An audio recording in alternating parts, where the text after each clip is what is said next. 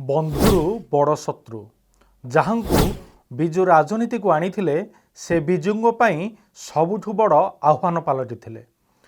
तांको अबुझा पुओ बोली क्षमा करुथिले बिजु। 1995 भिजिलेंस मामला 1995 भिजिलेंस मामला ओडिशा राजनीतिर सबुठु बड़ टर्निंग पॉइंट थिला कि ओडिशा राजनीति रे बिजु पट्टनायक और श्रीकांत जेना संपर्क को नहीं आज भी अनेक चर्चा हुए। गोटे समय यह संपर्क थिला गुरु शिष्यों परी, किंतु समयर चक्र एमिति बुलिला जे से संपर्क परिणत हैला तीव्र राजनीतिक संघर्ष रे।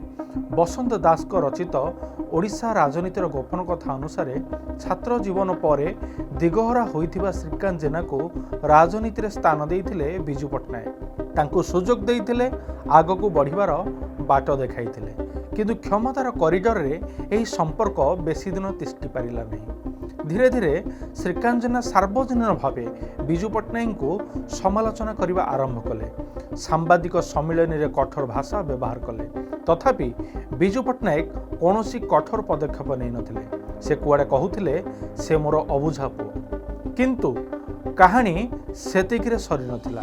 राजनीतिक समीकरण बदलिला। अभियोग उठिला जे बिजु पट्टनायक राजनीतिक प्रभाव को दुर्बल करिया पई विभिन्न स्तर उद्यम आरंभ होइतिला।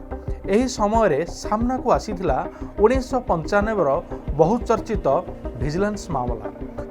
जनता दलर बैंक अकाउंट एवं बिजु पट्टनायक व्यक्तिगत अकाउंट को नहीं तदंत आरंभ होला। परे तांको विरोध रे आय बहिर्भूत संपत्तिर अभियोग आसिला। अभियोगर परिमाण थिला प्राय 18 कोटी, किंतु बैंक अकाउंट जबत बेले सेथिरे केवल किछि लक्ष टंका थिबा कथा सामना को आसीथिला। एही मामला बिजु पट्टनायक को भितरु भांगी दैथिया कथा लेखक उल्लेख करिसंती।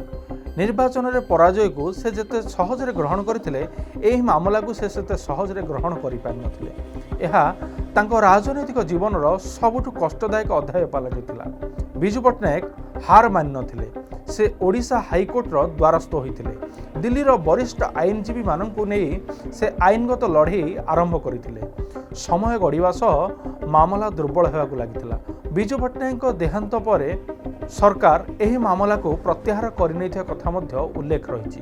आज भी एही अध्याय ओडिशा राजनीतिर एक विवादीय प्रसंग होई रहिछि। यह केवल दुई नेतांक मतभेदर कहानी नुहे, बरं राजनीति रे विश्वास, मतभेद और क्षमता संघर्षर एक चर्चित अध्याय। ब्यूरो रिपोर्ट, जनगण टीवी।